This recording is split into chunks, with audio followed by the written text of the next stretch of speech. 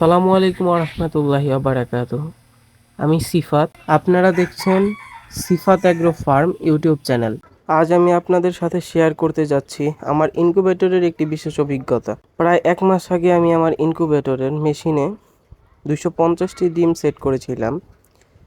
সেখান থেকে মোট 75টি সুস্থ বাচ্চা বের হয়েছিল, আর বাকি ডিমগুলো দুর্ভাগ্যবশত নষ্ট হয়ে যায়। এই 75টি বাচ্চাকে আমি শুরু থেকে যত্ন নিয়ে লালন পালন করছি, পরিষ্কার পানি, সঠিক খাবার এবং সঠিক তাপমাত্রা বজায় রেখে। আজ 18 দিন পর সেই বাচ্চাগুলোকে বিক্রি করার দিন এসেছে।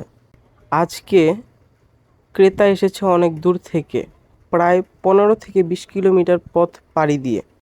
তিনি আমার কাছে এর আগেও অনেকবার বাচ্চা নিয়েছেন এবং এগুলো ডিম উৎপাদনের জন্য লালন পালন করেন।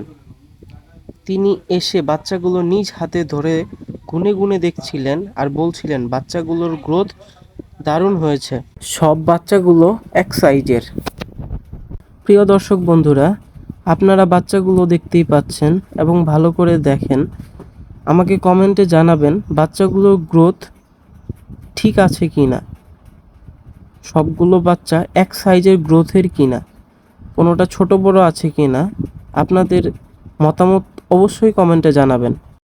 সবগুলো বাচ্চা ধরার পরে শেষের দিকে 3টা বাচ্চা খাঁচায় আটকা ছিল।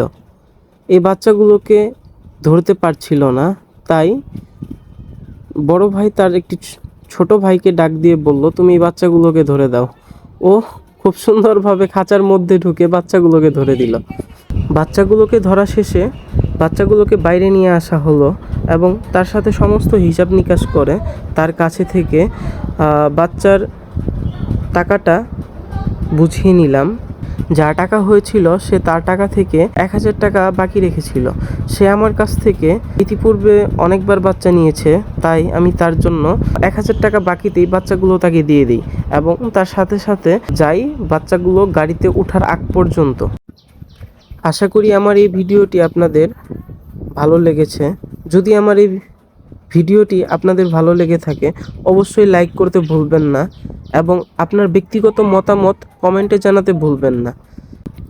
আর এরকম আরও ভিডিও পেতে আমার চ্যানেলটিকে সাবস্ক্রাইব করে পাশে থাকবেন।